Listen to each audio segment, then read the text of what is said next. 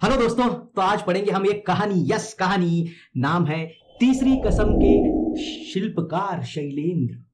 हाँ सर, ये कहानी बहुत टफ है सर, समझ में नहीं आती। अरे बहुत सिंपल है, कुछ नहीं है। तीसरी कसम एक फिल्म है। क्या है? फिल्म। एक फिल्म है, उसके रचनाकार कौन है? शैलेंद्र है। तीसरी कसम एक फिल्म है, उसके रचनाकार शैलेंद्र है, तो उसी से यह टाइटल नाम रखा गया है इस कहानी का, तीसरी कसम के शिल्पकार। सर फिर शिल्पकार क्यों कहा सर? रचनाकार कहना था। देखिए, जो व्यक्ति कोई भी चीज बहुत ही कलात्मकता से बनाता है, कलात्मकता मीन्स एक आर्ट उसका अंदर यूज करता है, अच्छे से बारीकी से उसे प्रेजेंट करता है, उसे कहते हैं शिल्पकार। जैसे एक पत्थर की मूर्ति को एक व्यक्ति क्या है, बारीकी से छन्नी हथौड़े से मार मार कर कोई आकृति बनाता है, किसी की मूर्ति बनाता है, तो उसे क्या कहते हैं? शिल्पकार। तो वैसे ही नॉर्मल फिल्म सब लोग बनाते हैं ना, वैसा नहीं, हमारे शैलेंद्र क्या करते हैं, एक एकदम अद्भुत सुंदर बहुत दिल को छूने वाली फिल्म बनाते हैं। उसीलिए यहाँ ये वर्ड यूज किया गया है, शिल्पकार। तीसरी कसम फिल्म के रचनाकार या शिल्पकार कौन है? शैलेंद्र। तो पूरी कहानी उसी के बारे में है, मतलब शैलेंद्र ये रहे, इनके बारे में, और इसके जो हीरो थे इनके बारे में। और एक खास बात, ये हीरो और ये प्रोड्यूसर जिसने पैसा लगाया है, जो फिल्म बना रहे हैं, ये दोनों दोस्त थे, दोस्त। और इनके जीवन की ये फर्स्ट और लास्ट फिल्म है। किसकी? इनकी, शिल्पकार की। कौन शिल्पकार? कौन है? शैलेंद्र। यस। ये कौन है सर? इनको कहीं तो देखा है, कोई नहीं आपने देखा है। एनिमल पिक्चर का हीरो कौन है? रणबीर कपूर। यस, रणबीर कपूर के पप्पा कौन है? राज कपूर। तो उनको लेकर ये फिल्म बनाते हैं। तो चलिए, थोड़ा इनका परिचय है, फिर बाद में इनका परिचय है, और आगे जाके हमें क्या देखने को मिलता है, पूरे वो जो कहानी है, जो फिल्म है, जो फिल्म की कहानी है, उसके बारे में थोड़ा बताते हैं कि क्या क्या अवार्ड मिले, फिल्म क्या है, कितनी अच्छी क्या है, वो देखेंगे। चलिए स्टार्ट करते हैं। राज कपूर। राज कपूर को क्या है, एक फिल्म बनाते हैं, उसका नाम है संगम। एक फिल्म बनाते हैं संगम, सुपर डुपर हिट। पुष्पा झुकेगा नहीं साला, वैसा हिट हो जाता है। कौन सा? संगम। अद्भुत सफलता के बाद राज कपूर में आ जाता है कॉन्फिडेंस। किसके अंदर? राज कपूर के अंदर आता है कॉन्फिडेंस। वो कॉन्फिडेंस के साथ 4 और फिल्म बनाने की बात डिक्लेयर कर देते हैं। कहते हैं मैं और 4 फिल्म बनाऊंगा। वो फिल्म के नाम देखिए, मेरा नाम जोकर, सेकेंड अजंता, थर्ड मैं और मेरा दोस्त, फोर्थ वन सत्यम शिवम सुंदरम। कॉन्फिडेंस में बोल दिया 4 फिल्म बना रहा हूं। पहला वाला कौन सा है? मेरा नाम जोकर, सेकंड अजंता, थर्ड क्या है? मैं और मेरा दोस्त, फोर्थ है सत्यम शिवम सुंदरम। तो पहला प्रोजेक्ट स्टार्ट कर देते हैं 1965 में, 1965 में, 1965 में पहली फिल्म स्टार्ट कर देते हैं। पाप बेचारे राज कपूर को पता ही नहीं है, उस जमाने के टेक्नोलॉजी के अनुसार ये पिक्चर बनने के लिए लग जाते हैं 6 साल। कितने? 6 साल लग जाते हैं, स्लो स्लो। और इनका प्लान क्या था मालूम है आपको? मेरा नाम जोकर पार्ट 1, पार्ट 2, जैसे KGF 1, KGF 2, animal park, Pushpa 2। तो उस तरह दूसरा पार्ट भी बनाने वाले थे, मगर फर्स्ट पार्ट बनाने में 6 साल गुजर जाने के बाद पता चलता है भाव ये तो बहुत मुश्किल है बोलकर। तो यहाँ राज कपूर जब मेरा नाम जोकर एक सुबह के शिफ्ट में बना रहे हैं, अर्थात मॉर्निंग के शिफ्ट में पहला पिक्चर शूट हो रहा है, खुद ही हीरो है उसके अंदर। तो जब दूसरा पार्ट, कौन सा पार्ट, तो जो दूसरा शिफ्ट बचता है उनका दिन का, उसके अंदर वो क्या करते हैं, कई अलग अलग छोटे मोटे अलग अलग फिल्म कर रहे हैं। उसी में एक फिल्म है 1966 की फिल्म, ये है तीसरी कसम। ये है तीसरी कसम। इसके रचनाकार कौन है, या इसको बनाने वाले प्रोड्यूसर कौन है? शैलेंद्र है। बनाने चालू कर देते हैं। राज कपूर ने अपने जीवन के अंदर, अर्थात ये राज कपूर अपने लाइफ में सबसे बेहतरीन एक्टिंग कहीं पर प्रकट की है, प्रस्तुत की है। उत्कृष्ट वर्ड देखिए, सर्वोत्कृष्ट परफॉर्मेंस अदा की है, भूमिका अदा की है, मतलब प्रेजेंट की है, वहां एक्ट की है, तो वो है तीसरी कसम। यह फिल्म इतनी जबरदस्त बन गई तीसरी कसम, पूछिए ही मत। जिसने हिंदी साहित्य के अंदर, तीसरी कसम फिल्म हिंदी साहित्य के अंदर एक अत्यंत मार्मिक कृति को सेलुलाइड पर उतारा गया है। एक मार्मिक अर्थात बहुत बारीकी के साथ जीवन के कई पहलू होते हैं ना, उन्हें सेलुलाइड पर उतारा गया है। सर फिर सेलुलाइड क्या है? देखिए यहां पर ये जो कैमरा का रील, पहले क्या हुआ करता था, रील के ऊपर फिल्म शूट हुआ करती थी।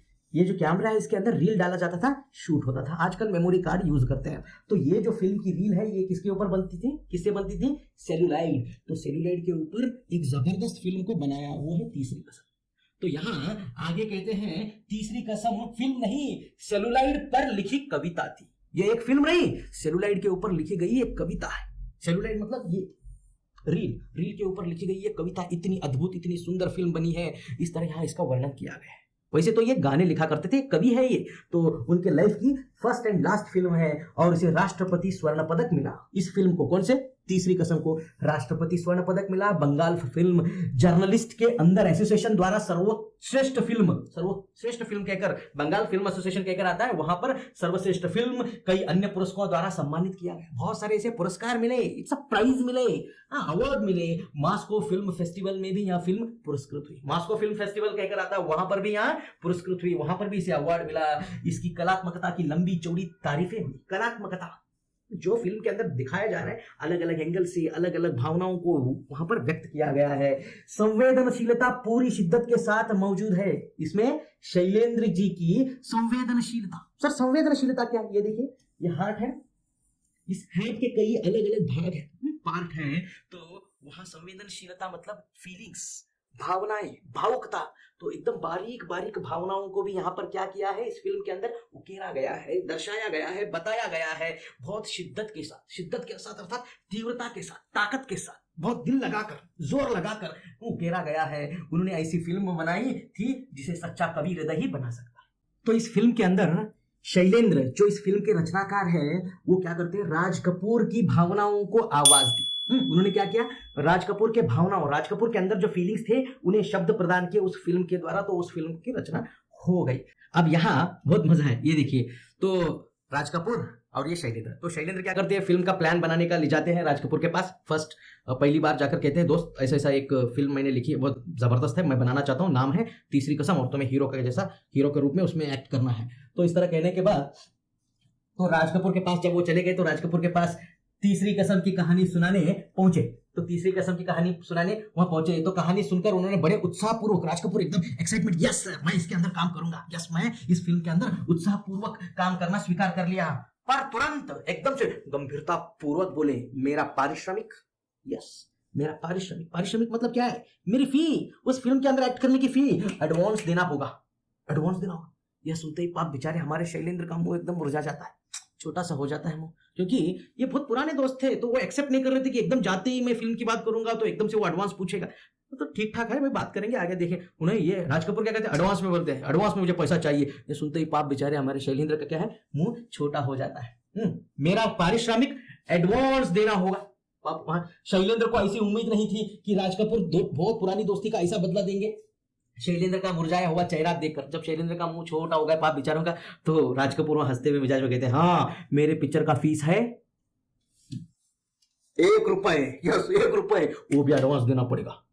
तब जाकर सांस में सांस आती है, किसके अंदर, शैलेंद्र के अंदर सांस में सांस आती है। देखिए तो क्या है, चेहरा देखकर राज कपूर ने मुस्कुराते हुए कहा, निकालो ₹1, मेरा पारिश्रमिक मतलब क्या है यहाँ पर, मेहनताना, जो भी काम करने के बाद जिसे भी वो मेहनताना मिलता है, मजदूरी मिलती है, वो है पारिश्रमिक। तो पूरा एडवांस देना पड़ेगा ₹1। शैलेंद्र को पता था कि राज कपूर ने मजा किया है, मगर इस तरह भी मजा करेंगे वो पता नहीं था, तो झटका खा गए शैलेंद्र। यहाँ पर राज कपूर की इस याराना मस्ती से परिचित तो थे, लेकिन एक निर्माता के रूप में बड़े व्यवसायिक भी सूझबूझ वाले भी चक्कर खा जाते हैं। तो एक निर्माता के रूप में, निर्माता मतलब प्रोड्यूसर, तो एक प्रोड्यूसर जब भी फिल्म बनाने की सोचता है, तब जब वो एक्टर फीस मांगता है ना, तो बहुत बड़ा धक्का लग जाता है जी, क्योंकि एक्टर ही सबसे ज्यादा पैसा निकाल लेकर जाता है। तो इस तरह यहाँ पर बड़े बड़े प्रोड्यूसर भी धक्का खा जाते हैं। तो ये तो जीवन में पहली बार बना रहे थे फिल्म, इसलिए वो थोड़ा डर जाते हैं। तो एक अच्छे मित्र के नाते, सच्चे मित्र के नाते राज कपूर ने बताया शैलेंद्र को सीरियस नोट में, देखो भाई फिल्म में तो करूंगा, उसका क्या, फिल्म का फीस क्या है, छोड़ दो, ₹1 ही ले रहा हूं मैं, मगर फिल्म असफल भी हो सकती है। असफल के खतरों के बारे में भी आगाह किया। आगाह करना, सचेत करना, एडवांस में ही बता देना कि ऐसा भी हो सकता है, फिल्म खराब भी बन सकती है, फेल भी हो सकती है, तुम्हारी तो फर्स्ट फिल्म है, और क्या है एकदम ऐसा हो गया तो कैसा।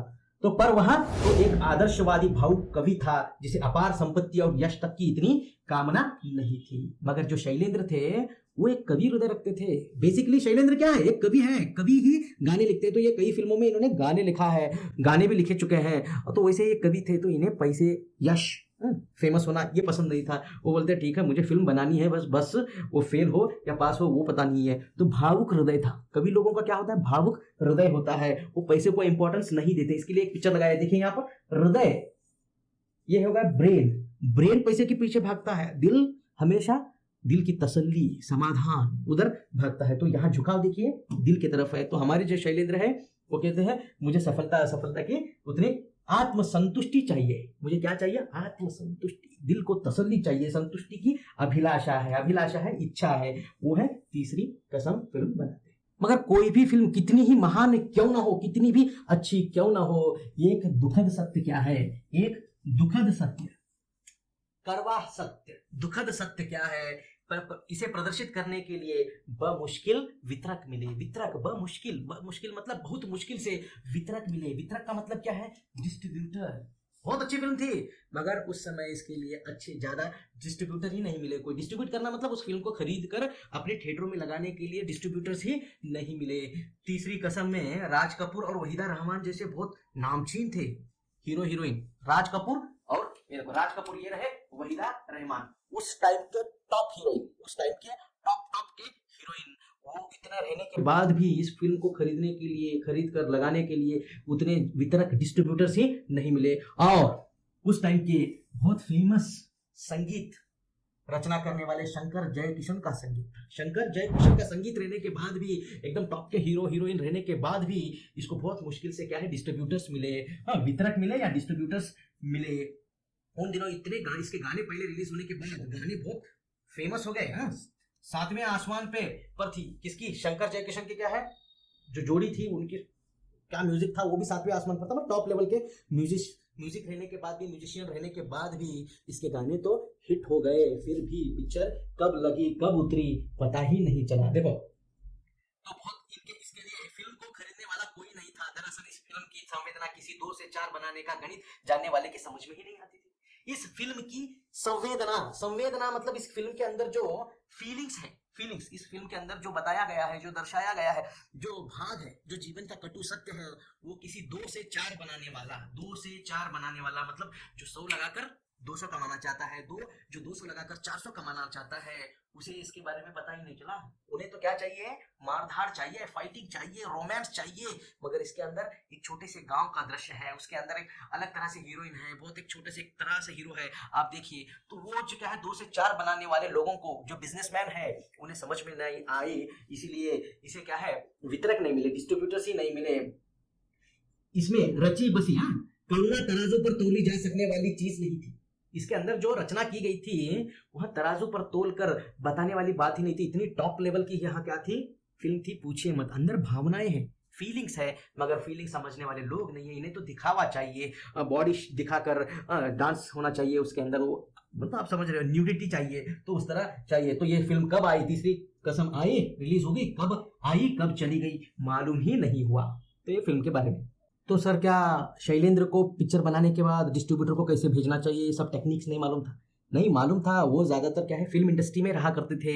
मगर देखिए ऐसा नहीं है कि शैलेंद्र 20 सालों तक फिल्म इंडस्ट्री में रहते हुए भी वहां के तौर तरीके नहीं जानते थे। मगर इन तौर तरीके के अंदर उलझ कर अपने आप को उसके अंदर अटका कर, उलझा कर, वो अपनी आदमियत नहीं खोना चाहते थे, अपनी ह्यूमैनिटी नहीं खोना चाहते थे। श्री 420 नामक एक फिल्म आती है राज कपूर अब जो हीरो थे ना, उन्हीं की एक फिल्म है श्री 420। उसके अंदर एक गाना है, बहुत फेमस गाना है, प्यार हुआ इकरार हुआ, प्यार से फिर क्यों डरता है दिल। इसके अंदर, इसी गाने के अंदर के आगे डीप जाओगे आप तो अंदर और कुछ वर्ड्स आते हैं गाने के अंदर। रातें 10 दिशाओं से कहेंगी अपनी कहानियां। उस गाने के अंदर रातें 10 दिशाओं से तो आएंगे, कहेंगे अपनी कहानियां पर। संगीतकार जयकिशन उस टाइम के संगीतकार थे, फेमस। वो कहते हैं कि ये गाना समझ में नहीं आएगा पब्लिक को, लोगों को समझ में नहीं आएगा। 10 दिशाएं, ये जो वर्ड है, रातें 10 दिशाओं से कहेंगे अपनी कहानियां। 10 दिशाएं कहाँ होते हैं? हम सबको पता है कितने दिशाएं होते हैं? 4, पूर्व पश्चिम उत्तर दक्षिण में। यस, तो इसलिए ये चेंज कर दीजिए, वो 10 दिशाएं वर्ड्स निकाल दीजिए, 4 दिशाएं लगा दीजिए बोलकर कहने के बाद कौन कहता है? जयकिशन। किसे कह रहे हैं? हमारे शैलेंद्र को। तो शैलेंद्र कहते हैं नहीं, मैं नहीं बदलूंगा, वो 10 दिशाएं ही रहना चाहिए। पब्लिक को समझ में नहीं आया तो समझाना हमारा काम है, मैं उनके हिसाब से अपना काम नहीं करूंगा, जो रियल है वो लिखूंगा। तो आप भी कहेंगे सर 10 दिशाएं कैसे? वो सिंपल है, पूर्व पश्चिम उत्तर दक्षिण, और वायुव्य नैऋत्य, और ईशान्य आग्नेय।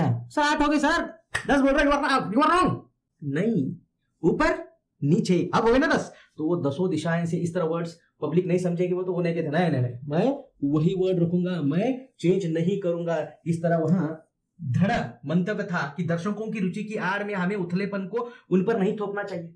उथलेपन पब्लिक क्या चाहती है वो प्रेजेंट नहीं करना चाहिए। जो पब्लिक को रियल में एज ए निर्माता, as a actor, as a कवि जो प्रस्तुत करना है वो देना चाहिए। पब्लिक तो कुछ भी चाहती है, वो नहीं, जो रियल में समाज के लिए अच्छा है वो प्रस्तुत करना चाहिए। इसीलिए मैं उथलेपन, उथलेपन मतलब सतही, ऊपर ऊपर अच्छा दिखने के लिए अंदर से कितना भी बुरा हो वैसा वाला कंटेंट नहीं दूंगा। मैं गहराई में उतर कर जो सही है, जो टॉप लेवल का है वही दूंगा। इस तरह वह कहते हैं कलाकार का कर्तव्य क्या है, उपभोक्ता को, उपभोक्ता जो सामने भोग रहा है, जो उनके फिल्म को देखने वाला लोग व्यक्ति है, तो उपभोक्ता की रुचियों का परिष्कार करने का प्रयत्न करे। तो रुचियों का सुधार करना है। परिष्कार मतलब क्या है, वो जो चाहते हैं वो नहीं, उनको अच्छे चीज ही चाहने के लिए मजबूर करना या उनको मनाना, ये एक कलाकार का काम। हमारे पास कलाकार कैसे है, विमल, खाओ जुबा केसरी, इस तरह का कलाकार नहीं। जो पब्लिक के लिए अच्छा हो वो प्रेजेंट करने की कोशिश एक कलाकार को करना चाहिए। वे बहुत अच्छे गीत भी जो उन्होंने लिखे बेहद लोकप्रिय हुए, इन्होंने बहुत अच्छे अच्छे गीत लिखे हैं जो बहुत लोकप्रिय हुए हैं। इनके जो गीत थे वो गीत कैसे थे, भाव प्रवण, भाव प्रवण अर्थात उन गीतों के अंदर बहुत ही फीलिंग्स है। दुरूह नहीं, दुरूह मतलब कठिन नहीं है, वर्ड लिखा है मैंने, कठिन नहीं है, अंदर फीलिंग्स वाले गीत वहां लिखा करते थे। एक गीत भी दिया गया है एग्जाम्पल के लिए, मेरा जूता है जापानी, ये पतलून इंग्लिस्तानी, सर पे लाल टोपी रूसी, फिर भी दिल है हिंदुस्तानी। इस तरह जबरदस्त गीत लिखा करते थे। शैलेंद्र ही लिख सकते हैं। यह गीत किसका है बोले तो आपको मालूम होना चाहिए, किसका, शैलेंद्र का है। तो इस तरह के एक व्यक्ति थे जो नदी की जो बहाव है शांत होती है या समुद्र की गहराई शांत होती है, उसी तरह शांत स्वभाव के शैलेंद्र ऊपर ऊपर दिखावे में बिलीव नहीं करते थे, शांत रूप से गहराई में उतर कर काम किया करते थे। इस तरह हमें यहाँ देखने मिलता है। तीसरी कसम ऐसे फिल्मों में से एक है, एक ही फिल्म बोलकर नहीं, ऐसे कई फिल्मों में से एक ऐसी फिल्म है जो क्या करती है, जिन्होंने साहित्य रचना, जो जीवन को फिल्म के रूप में बताने वाली साहित्य रचना के रूप में शत प्रतिशत 100% शत प्रतिशत न्याय किया है, उसके साथ जस्टिस किया है। ऐसा फिल्म जो बना है जो जीवन को वहां दर्शाता है। इसके अंदर शैलेंद्र ने राज कपूर जैसे बहुत फेमस उस टाइम के जो ये राज कपूर है, स्टार को हीरामन बना दिया था। हीरामन उस फिल्म के अंदर राज कपूर का जो रोल था उसका नाम क्या था, हीरामन बना दिया था। हीरामन पर राज कपूर हावी नहीं हो सका। मतलब जो वो फिल्म देखेगा उन्हें कभी नहीं लगेगा कि यहाँ पर हम किसे देख रहे हैं, राज कपूर को देख रहे हैं, ऐसा नहीं। वो एक पात्र इतने अच्छे से वो घुल मिल गए थे, लग रहा था कि ये हीरामन नामक व्यक्ति है, राज कपूर नहीं है। तो उस तरह वो घुल गए थे। जैसा ही हम, वो कौन सा पिक्चर है जी, जैसे इनके पोते का ही एक फिल्म है देखिए संजू, उसके अंदर जब हम उस फिल्म को देखते हैं हमें लगता है संजय दत्त को ही हम देख रहे हैं। वैसे ही इस फिल्म के अंदर हीरामन इतने अच्छे से इन्होंने निभाया, कोई भी नहीं कह सकता कि इसके ऊपर राज कपूर का प्रभाव है। नहीं, राज कपूर खुद उसके अंदर क्या बन गए थे, हीरामन बन गए थे। और उनकी जो हीरोइन थी उसके अंदर जो नायिका थी वो क्या है, सस्ती साड़ी में लिपटी हीराबाई ने, वहीदा रहमान की प्रसिद्ध, ये वहीदा रहमान उस टाइम की टॉप हीरोइन, तो वो कैसे हो गई थी, उनकी प्रसिद्धि उनकी ऊंचाइयों को बहुत पीछे छोड़ दिया था। वो जो टॉप की हीरोइन हुआ करती थी, ये जो टॉप की हीरोइन, तो कोई नहीं कहता कि ये टॉप की हीरोइन है, ऐसा नहीं। एकदम सिंपल साड़ी में वो दिख रही थी कि बिल्कुल हीराबाई ही लग रही थी। हीराबाई, जो राज कपूर हीरामन लग रहे थे तो हीरोइन क्या है, हीराबाई ही लग रही थी। हीरोइन बोलकर ऐसा एकदम प्रेजेंट हाईफाई नहीं, एकदम सिंपल लग रही थी, वहीदा रहमान लग रही थी। कजरी नदी के किनारे उकड़ू बैठा, उकड़ू अर्थात ऐसे घुटनों के ऊपर बैठकर क्या है, हीरामन जब गीत गाते हुए हीराबाई से पूछता है, तो ये दोनों का एक सीन है। उसके अंदर राज कपूर क्या है, हीरामन क्या है, हीराबाई हीरोइन वहीदा से पूछते हैं कि क्या कहकर कि आप मन समझती है ना, आप मन समझती है ना, आप दिल मन समझती है ना आप। इस तरह पूछने के बाद इनका जो जवाब आता है वो केवल आंखों से बोलती है, मुंह से शब्द ही नहीं निकलते। हाँ, अपने मुख से एक भी शब्द नहीं निकलते, केवल आंखों से ही कुछ इस तरह बात करती है कि आपको देखना चाहिए, आंखों से बोलती है। दुनिया में सबसे सुंदर भाषा कौन सी है, सबसे अद्भुत भाषा कौन सी है, आंखों की भाषा। तो ये भाषा जो है सब कोई समझ सकता है। आप अंग्रेजी बोलो, फ्रेंच बोलो, इटाली, कौन सी भी भाषा बोलिए आप, तो यहाँ पर क्या है, आंखों से बोलिए। दुनिया भर के शब्द उस भाषा को अभिव्यक्त नहीं दे सकते जो आंख अभिव्यक्त कर सकती है। जो आंखों से बोली जाने वाली भाषा है उसके समान दुनिया में भर में कोई भी भाषा उस तरह व्यक्त ही नहीं कर सकती, अपने अंदर की भावनाओं को बता ही नहीं सकती जो आंखें बता सकती हैं। इस तरह होती है आंखों की भाषा। ऐसी सूक्ष्मताओं से स्पंदित थी तीसरी कसम। ऐसी सूक्ष्मता बारीकी से क्या है, भरी हुई थी, स्पंदित थी, मिली हुई थी, क्या है, तीसरी कसम नामक यह फिल्म कहते हैं। अपनी मस्ती में डूबकर झूमते गाते गाड़ीवान, अपने ही मस्ती के अंदर डूबकर झूमते गा रहे हैं गाड़ीवान। गाड़ी कैसे बैलगाड़ियों के साथ जाते हुए वो गाड़ी चलाने वाले अपने ही मस्ती में डूबे हुए उस फिल्म के अंदर गाड़ीवान है। और गाड़ीवान क्या है, गाना भी गा रहे हैं। कौन सा गाना? चलत मुसाफिर मोलिया रे पिंजड़े वाली मुनिया। तो इस तरह गाना गा रहे हैं। टप्पर गाड़ी में हीराबाई को जाते हुए देखकर उनके पीछे पीछे दौड़ते छोटे बच्चे। टप्पर गाड़ी, इस तरह की गाड़ी के अंदर जाते हुए देख कर क्या है, छोटे बच्चे उसके पीछे पीछे दौड़ दौड़ रहे हैं। हाँ, गाते बच्चों का हुजूम, लाली लाली डोलिया में लाली रे दुल्हनिया।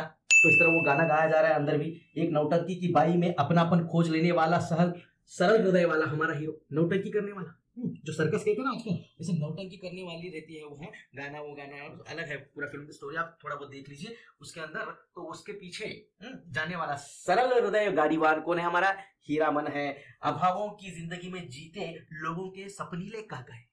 अभाव मतलब कमी रहते हुए भी जीवन जी रहे हैं, जीते जीते क्या है, सपने देख रहे हैं, सपनीले कह कहे। तो अलग अलग सपने देखने वाले ये लोग, ये छोटे छोटे गांव के लोग, उनको दर्शाया गया है इस फिल्म के अंदर। तो आजकल के हमारे जो फिल्म्स है ना, उनकी बेसिकली सबसे बड़ी कमजोरी क्या है वो बता रहे हैं। वो सबसे बड़ी कमजोरी है लोक तत्व का अभाव। सर ये लोक तत्व क्या है? लोक मतलब पब्लिक की रियल लाइफ में जो हो रहा है, जिस तरह की समस्या है, वो बताने का छोड़कर हम क्या कर रहे हैं, बड़े बड़े फिल्म अलग अलग तरह के बन रहे हैं जिसके अंदर क्या भी हो रहा है, कुछ भी हो रहा है। जैसे कि स्टूडेंट ऑफ द ईयर 2 देखिए, उसके अंदर हाई फाई, वो अलग टाइप का ही कॉलेज है, वैसा कॉलेज कहीं देखने को मिलता तो नहीं है। तो एनिमल के अंदर देखिए, इतने मर्डर्स हो रहे हैं, इतने गोलियां चल रहे हैं, कितने लोग मर रहे हैं, पुलिस का नामो निशान नहीं है वहां पर। तो लोक तत्व का अभाव जो रियल में लाइफ में हो रहा है आजकल सामान्य व्यक्तियों के, उनको दर्शाने का प्रयत्न ही नहीं करते आजकल के फिल्म्स। तो वही बताते हैं लोक कमजोरी क्या है, लोक तत्व का अभाव। अगर से किसी एक फिल्म में किसी लोगों की त्रासद स्थिति, त्रासद मतलब तकलीफ, किसी के जीवन को उस फिल्म में दिखाया भी जा रहा है, तो इतनी ज्यादा तकलीफ दिखाई जाती है, इतनी ज्यादा दिखाई जाती है कि वह तकलीफ दिखाना, चित्रांकन करना अर्थात दिखाना, इस तरह हो जाता है, विभत्स रूप प्रस्तुत होता है। विभत्स इतना भद्दा हो जाता है कि पूछे मत, इतना ओवर डाल देते हैं उसके अंदर। दुख जो रियल लाइफ में होता नहीं, उतना ज्यादा ओवर उसके अंदर डाल देते हैं कि जो दर्शक मतलब हम फिल्म देखने वाले, आजकल की फिल्म के अंदर जो फिल्म देखने वाले हैं, उनका भावनात्मक शोषण, उनको फीलिंग के रूप में इतना ज्यादा तकलीफ दिया जाता है, पूछिए मत, शोषण कर सके। तीसरी कसम की यह खास बात थी कि वह दुखों को भी सहज स्थिति में जीवन सापेक्ष प्रस्तुत करती है। ये जो फिल्म है तीसरी कसम, इसकी खास बात क्या थी? वहां दुखों को प्रस्तुत करती है कैसे? सहज। जैसे किसी के लाइफ में कितना दुख आता है उतना ही बताना है, उसको ज्यादा एग्जैगरेट कर बड़ा कर नहीं, जितना है सहज स्थिति में बताता है। और जीवन सापेक्ष प्रस्तुत करती है, जो जीवन में हो रहा है उसी समान प्रस्तुत करती है, प्रेजेंट करती है, वो है तीसरी कसम। इतनी अच्छी फिल्म है। मैंने शैलेंद्र को गीतकार नहीं कवि कहा है। यहाँ पर लेखक जो ये पाठ लिख रहे हैं वो कहते हैं इसे गीतकार नहीं, मैं तो कवि कहूंगा। वे सिनेमा की चकाचौंध के अंदर रहते हुए भी, वही उनके गीतों में भी है। चकाचौंध में नहीं थे, बीच रहते हुए भी यश और धन की लिप्सा नहीं है। पैसा कमाना उनका मुख्य उद्देश्य नहीं था। किनका? शैलेंद्र जी का मुख्य उद्देश्य क्या है? पैसा कमाना नहीं है, यश धन कमाना नहीं है। वो जो बात उनकी जिंदगी में थे वही उनके गीतों में भी थी। जो जिस तरह का उनका लाइफ था, सिंपल लिविंग हाई थिंकिंग कहते हैं ना, रियल लोगों को फील कराना, तो उस तरह उनके लाइफ में वो ऐसा ही था। उनके गीतों में सिर्फ करुणा नहीं, जूझने का संकेत भी है। वाह! उनके जो गीत है, उन गीतों के अंदर केवल दुख फीलिंग नहीं है, उसके साथ साथ जूझना मतलब लड़ना, दुख के साथ लड़ो, आगे बढ़ो, कुछ करो, इस तरह का मोटिवेशन भी हमें वहां देखने को मिलता है। प्रक्रिया भी मौजूद थी जिसके तहत अपनी मंजिल तक पहुंचा जा सकता है। व्यथा, देखिए ये लाइन मैंने अलग से लिखी है, व्यथा आदमी को पराजित नहीं करती, उसे आगे बढ़ने का संदेश देती है। क्या कहते हैं? व्यथा अर्थात पीड़ा या वेदना या दुख, तकलीफ, यहाँ आदमी को पराजित नहीं करती। हम हारते कभी भी नहीं है, पराजित मतलब हार जाना, पराजित नहीं करती, उसे आगे बढ़ने का संदेश देती है। आगे बढ़ने का संदेश देती है मतलब दुख कितना भी आने के बाद आपको हारना नहीं है, पराजित होना नहीं है, आपको वह आगे बढ़ाने के लिए संदेश दे रही। आप देखिए बॉक्सिंग रिंग के अंदर कोई बॉक्सर बॉक्सिंग खेलते खेलते मार खाकर नीचे गिर गया तो वह हारता नहीं है। आप समझते हो सर नीचे गिर गया हार गया, नहीं, वह कब हारता है? जब वह नहीं उठता तब वह हारता है। वैसे ही यहाँ यह क्या है? आगे बढ़ने का संदेश देती है। पराजित हम कब होते हैं? जब हम उठना नहीं चाहते तब हम हारते हैं। तो इसलिए लाइफ में कभी भी दोस्तों कितना भी दुख क्यों ना आए, आपको उस दुख को बर्दाश्त करना है, अपने आप को फिर से मजबूत करना है, फिर से खड़ा होना है, फिर से फाइट बैक करना है, फिर से बाउंस बैक करना है। ओके, चलिए।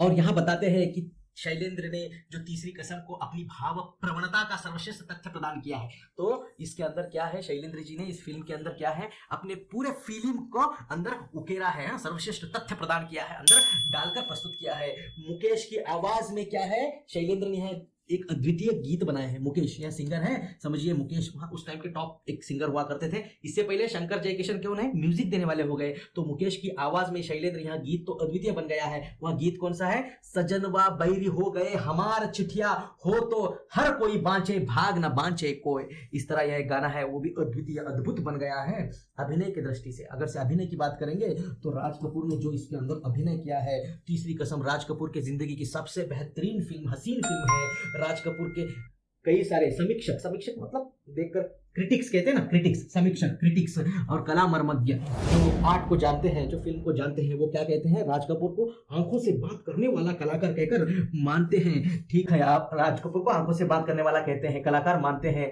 तीसरी कसम में मासूमियत के चरमोत्कर्ष को छूते राज कपूर क्या है, उसके अंदर मासूमियत, आप एक बार यूट्यूब में लगा कर देखिए, इतना सिंपल एक्टिंग करते हैं यहाँ पर हमारे हीरो, तो मासूमियत के चरमोत्कर्ष को छूते हैं।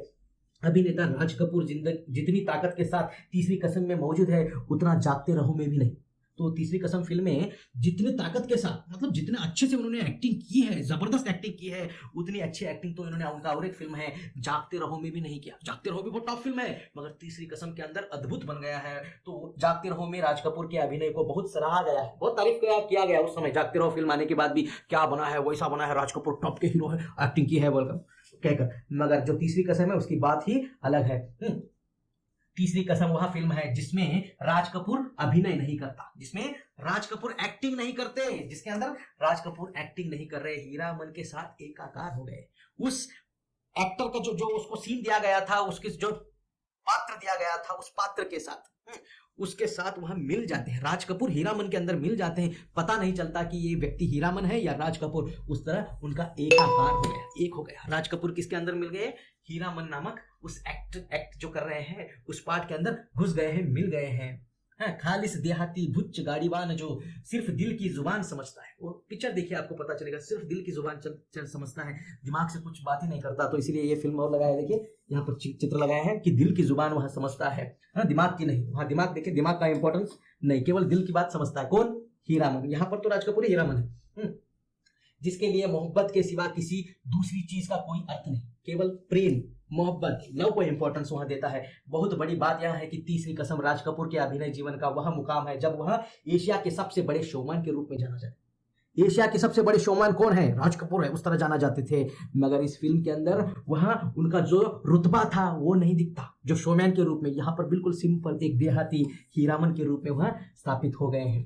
उनका अपना व्यक्तित्व एक किंवदंती बन चुका था। किंवदंती मतलब एक बिल्कुल ऐसी बात हो गई कि लोग केवल राज कपूर मतलब क्या जबरदस्त आदमी है, क्या शोमैन है, क्या फिल्म निकलता है, ऐसे बन चुके थे।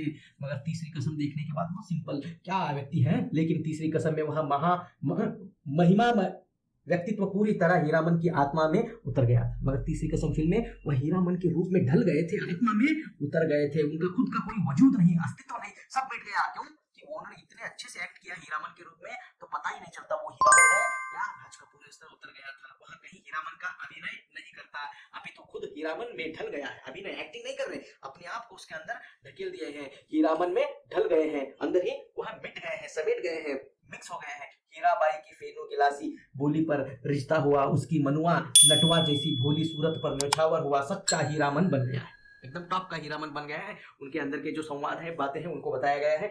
तीसरी कसम की पटकथा मूल कहानी के लेखक फणीश्वर नाथ रेणु हैं।